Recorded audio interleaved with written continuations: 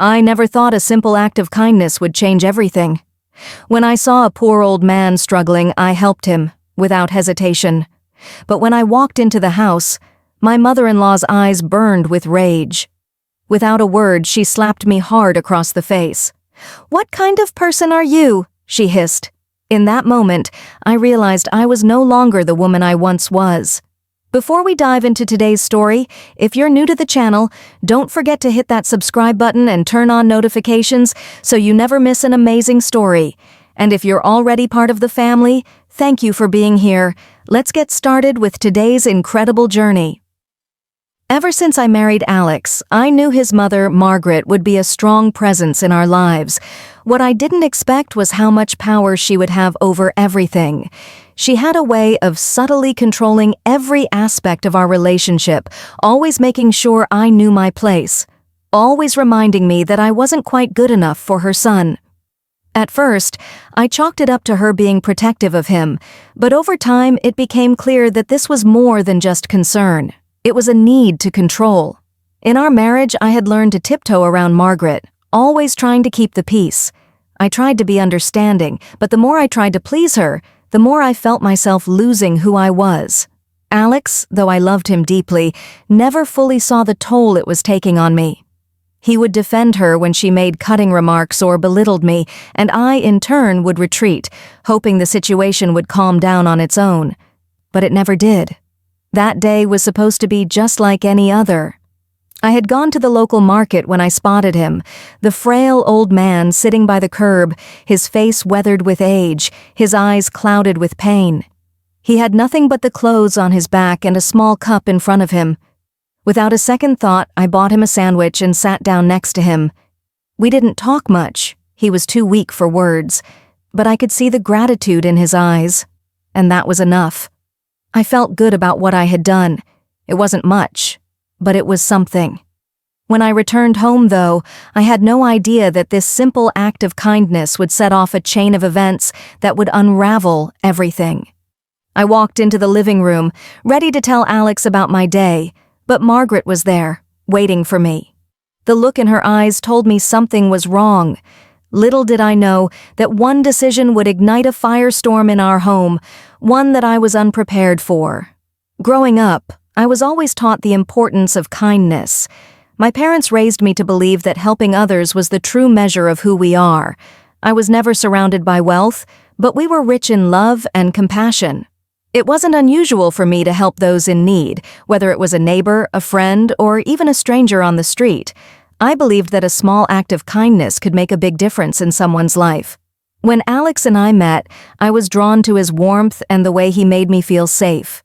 He wasn't wealthy, but he had a heart full of generosity. We fell in love quickly, and after a year of dating, we decided to marry. I thought we were building a life together, a partnership where we could support each other's dreams and aspirations. But from the moment I stepped into his family's world, things began to change. Alex's mother, Margaret, was a formidable force. She was the type of woman who never left anything to chance, controlling every detail of her life and the lives of those around her. From the very beginning, I noticed her sharp, judgmental gaze. At family gatherings, she would make subtle comments about how I should dress, how I should act, and how I should fit into their world. I tried to brush it off, thinking it was just her way of being protective, but I couldn't ignore the growing distance between Alex and me as Margaret's influence over him continued to grow. Over time, I realized that her control wasn't just about her opinions on how I looked or what I said. It went much deeper than that. Margaret wanted to control everything about our marriage, from the way we spent holidays to the way we managed our finances. Alex was caught in the middle, always torn between his loyalty to me and his devotion to his mother. I could tell he wanted to stand up for me, but the weight of his mother's approval kept him silent. It wasn't just her dominance over small things that bothered me, it was her subtle undermining of my values. Margaret had always made it clear that appearances were everything. She valued wealth, status, and connections above all else. She would often comment on my modest background, telling me that I wasn't cut out for their world. Even Alex, for all his kindness, was caught in her grip. I loved him, but I couldn't shake the feeling that the woman I had married wasn't fully his own person. He was still very much under the control of his mother. When I helped that old man, I didn't expect it to become a point of contention. In my mind, it was a simple act, a gesture of kindness, something anyone with a heart would do, but Margaret couldn't see it that way. To her, it was a sign of weakness. It was an affront to the image she had carefully crafted for her family, and she wouldn't stand for it. I had crossed a line I hadn't even known existed. As I walked into the house that day, I was still feeling the warmth from helping the old man, but as soon as I saw Margaret's cold stare, I knew something was wrong. She had been quiet until then, but her silence was ominous. The moment I stepped closer to her, her words came out like daggers. "You think you can just go around helping people like that?" she hissed. "Do you really believe this makes you a better person? You're embarrassing this family." I froze. The anger in her eyes was so intense, so unexpected. I hadn't done anything wrong, at least not in my mind, but Margaret's perspective was completely different. To her, my kindness wasn't a virtue, it was a threat to the carefully constructed world she had built for herself and her family. I tried to explain myself to justify my actions, but before I could say anything, the slap came. It was quick, sharp, and hard, so much harder than I could have ever imagined. And in that moment, I realized the true extent of Margaret's power over me. It wasn't just about control over my marriage or the way I looked, it was about control over my very soul. She had the power to make me doubt myself, to make me feel like my values didn't matter. And in that moment, I knew that something had to change. The shock of the slap echoed through my entire body. My cheek burned, but the emotional sting cut deeper. I stood there, frozen, staring at Margaret. The words I wanted to say were caught in my throat, as if the slap had stolen my ability to speak. It wasn't just the physical pain, it was the overwhelming realization that my act of kindness, the one thing that made me feel human, had led to this moment of betrayal. Margaret stood in front of me, her face twisted with fury, her eyes like ice. "How dare you?" she spat. "You think you're better than us? Helping a stranger in need? You think that makes you noble? It makes you weak? Foolish!" I was still reeling from the impact of the slap. How had things escalated so quickly? My mind raced, searching for something to say, something that would make her understand. But the words didn't come. Instead, I felt my throat tighten, the tears welling in my eyes, but I refused to let them fall. I'm just trying to help," I managed to say, my voice trembling. "What's wrong with helping someone who needs it?" Margaret let out a bitter laugh, shaking her head as if I were a child who didn't understand the rules. "You're naive. That man is a beggar, a nobody. You think your actions make a difference in this world? You're embarrassing the family, making us look weak." Her words stung more than the slap. I couldn't believe what I was hearing. The woman who had always been so critical of me, who had never once made me feel welcome, was now attacking the one thing I valued most, my compassion. "I didn't do it for anyone's approval," I said, finally finding my voice, though it was weak and unsure. "I did it because it was the right thing to do." "That's where you're wrong," she hissed. "You don't get to decide what's right and wrong in this family. We have standards, we have rules, and you will learn to follow them." Her words cut me deeper than any physical blow. It was the first time I truly understood that I wasn't just an outsider in her eyes. I was an obstacle to her perfect, controlled world.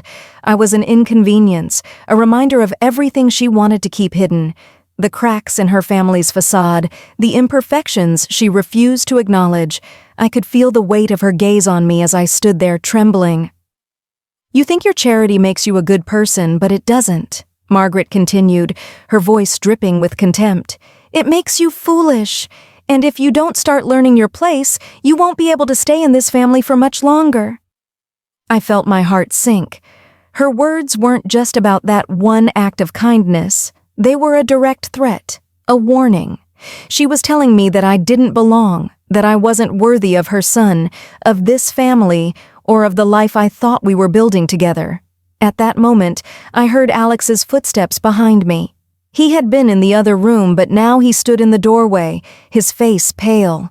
His eyes flickered between me and his mother, and I could see the conflict in his expression, but he said nothing. "Alex," I said, finally turning to him, "please, tell her that this is wrong."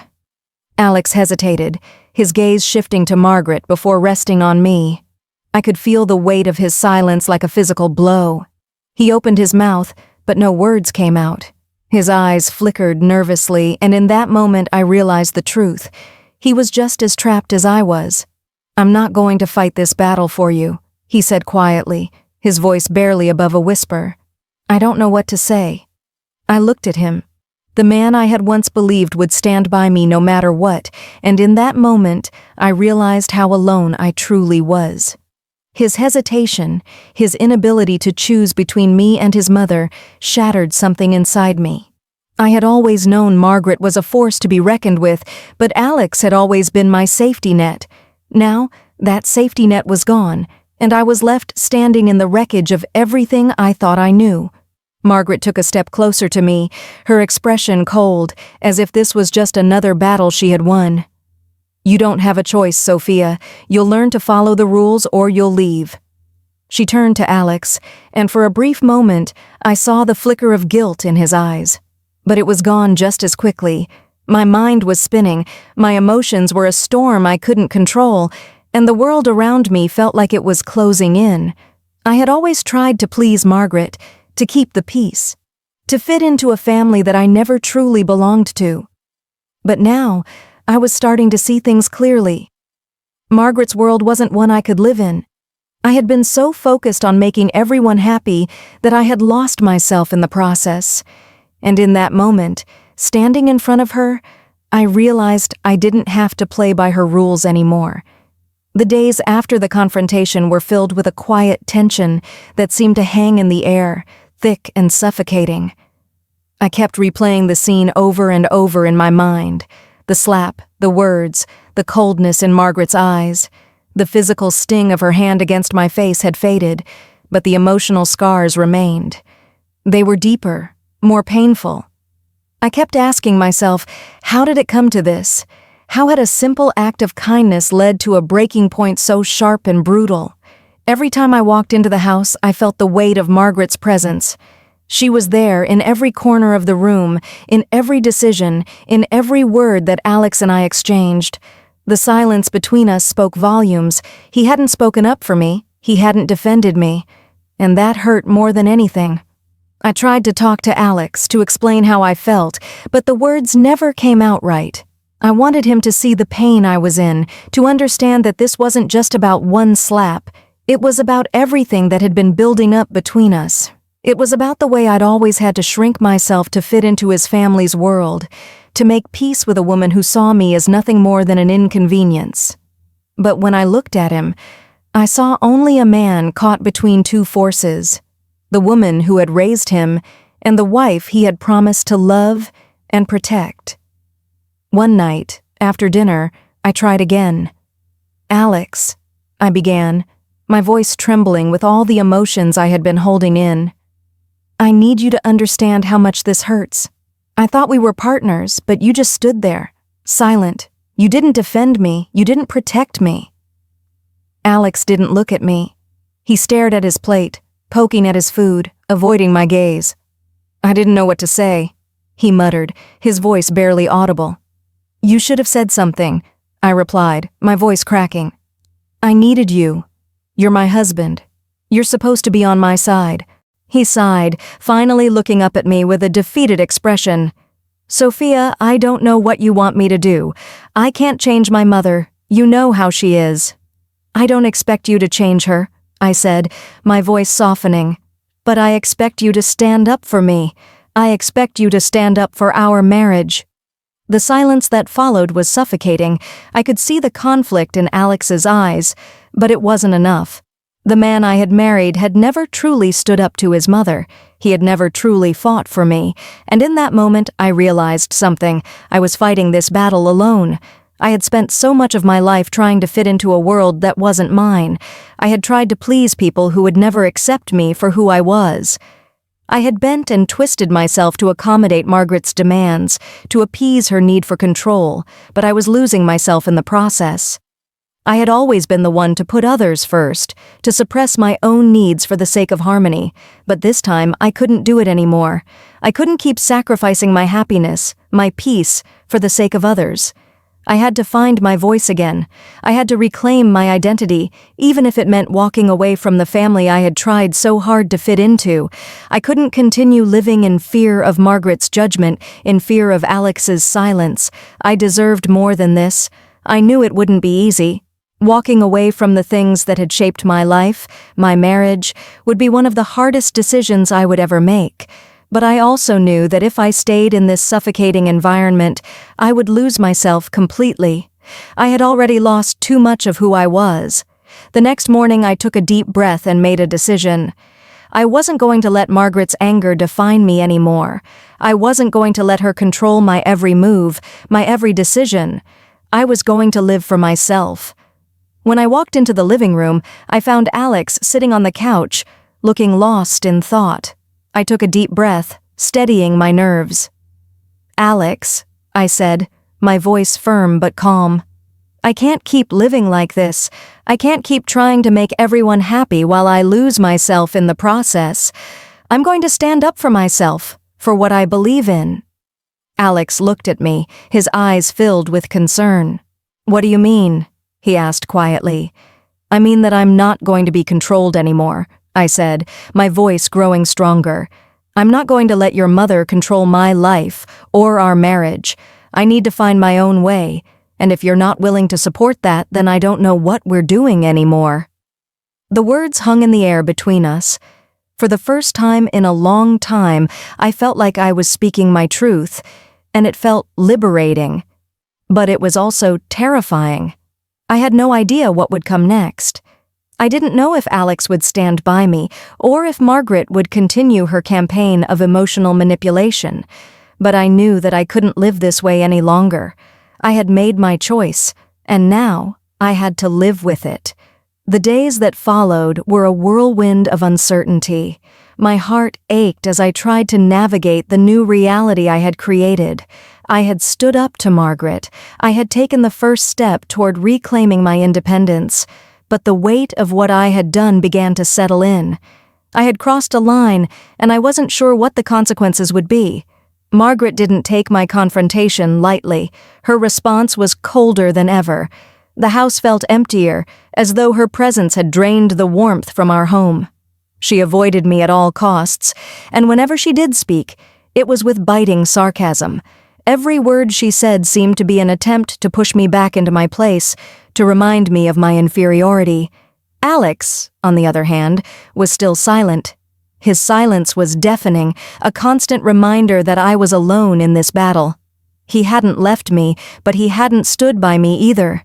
There were moments when I would catch him looking at me, his eyes filled with regret, but when I needed him to speak, to make a stand, he was silent.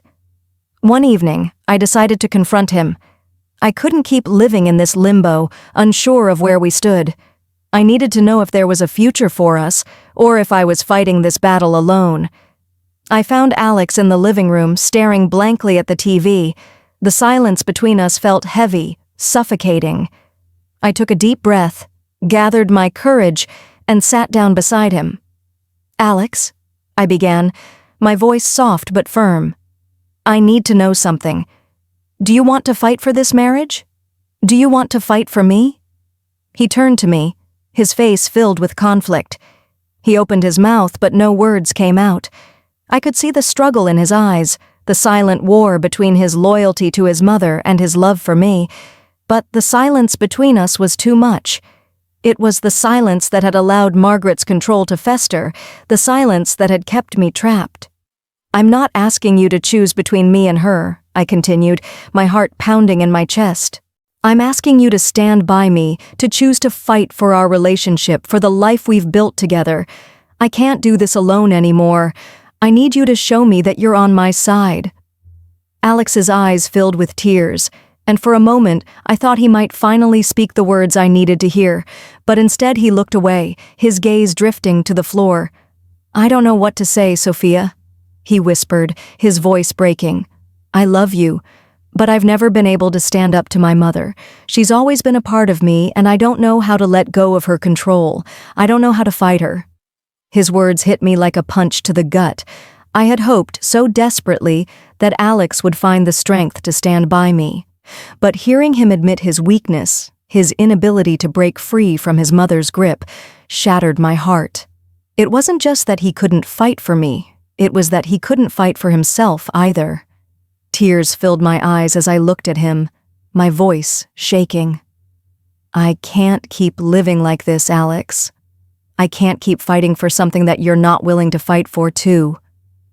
I stood up, my heart heavy with the weight of the decision I knew I had to make. I've spent my whole life trying to fit into a world that isn't mine, trying to make everyone happy while losing myself in the process. I can't do that anymore. I won't. I turned and walked away, leaving Alex sitting there, the man I had once believed in, the man I had married, still frozen in his indecision. The days that followed were a blur. I had made the decision to move forward, to take control of my own life, but the emotional toll was heavy. Alex and I had barely spoken since that night. He had apologized, but his words felt hollow, as though they were just a plea for things to return to normal. But I couldn't go back to the way things were. I couldn't keep pretending that everything was fine when I knew it wasn't. Margaret's coldness toward me only grew more apparent. She had no intention of changing, and I realized that I would never fit into her perfect world.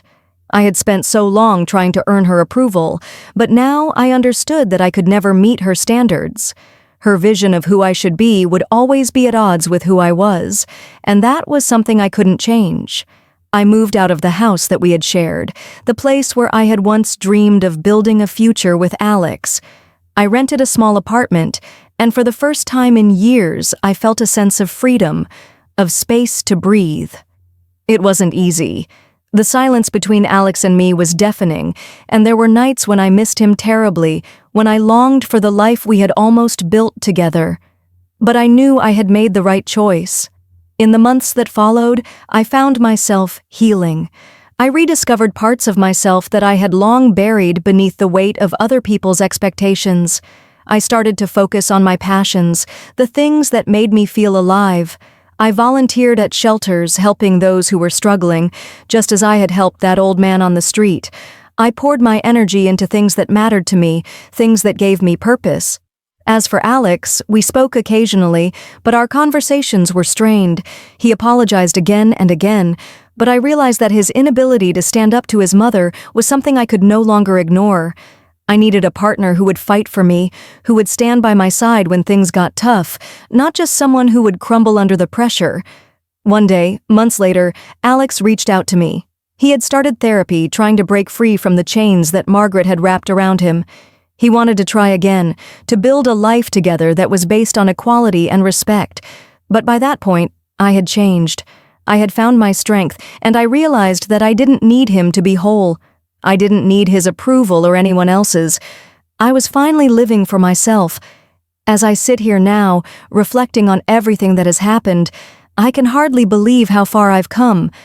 I once lived in fear, trying to please everyone around me, always shrinking to fit into the molds that others created for me. I spent so much time trying to make others happy that I lost sight of my own happiness. But the woman I am today is different. She is strong, unapologetic, and free. The path I took wasn't easy. There were days when I felt like giving up, when the weight of the decisions I had made felt too much to bear. The silence between Alex and me was one of the hardest things I've ever had to endure. I loved him, I truly did, but I came to understand that love alone isn't enough to hold a marriage together. Respect, mutual support, and the ability to stand by one another in the face of adversity are what truly matter. When I walked away from Alex, I wasn't just walking away from him. I was walking away from a life I had spent years building, under the shadows of others' expectations. I was walking away from a world where I constantly second-guessed my worth, a world where I was never truly seen for who I was. It was the hardest thing I've ever done, but it was also the most liberating.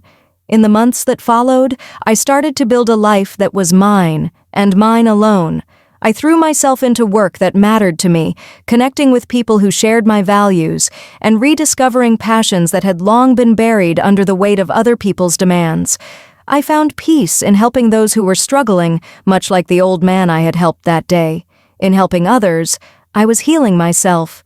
But I also learned that healing doesn't come with time alone. It comes with acceptance, accepting who I am, accepting that I am worthy of love, respect, and happiness, no matter what anyone else says. I've come to realize that I don't need anyone's approval to be happy.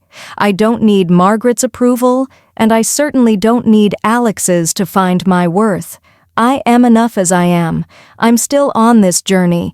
There are days when I miss the life I almost had with Alex. There are moments when I wish things had turned out differently. But then I remind myself, I didn't choose this path to escape pain. I chose it because I knew I deserved better. I chose it because I knew I had to take control of my own life.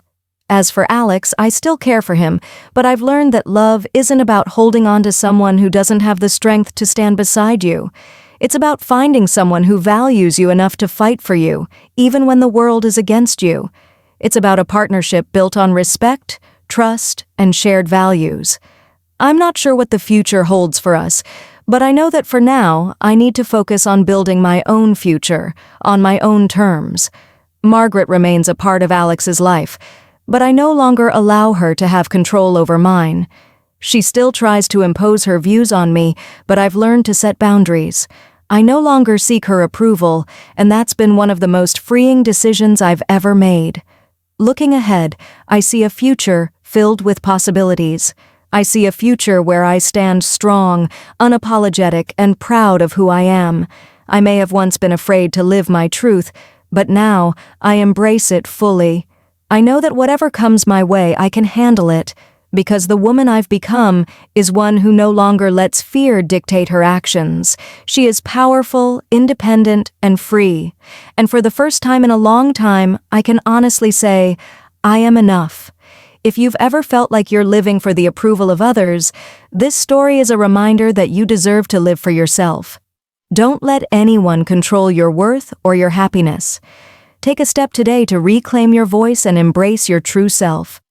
You have the power to choose your path, just like Sophia did.